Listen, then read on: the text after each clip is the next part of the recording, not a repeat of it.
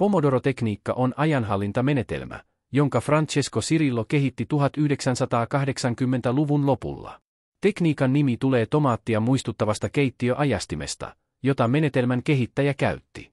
Tämä lähestymistapa auttaa tehokkaasti voittamaan lykkäämistä, parantamaan taloudellista tilannetta ja ratkaisemaan monimutkaisia tehtäviä.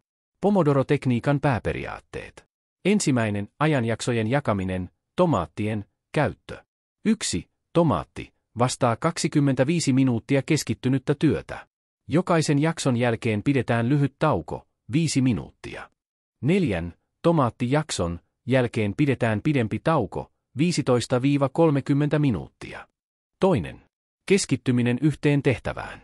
Jokaisen jakson aikana ei saa kiinnittää huomiota muihin asioihin. Tämä auttaa uppoutumaan tehtävään ja parantaa tuottavuutta. 3. Edistymisen seuranta. Tehtävät ja suoritetut tomaatit merkitään listaan.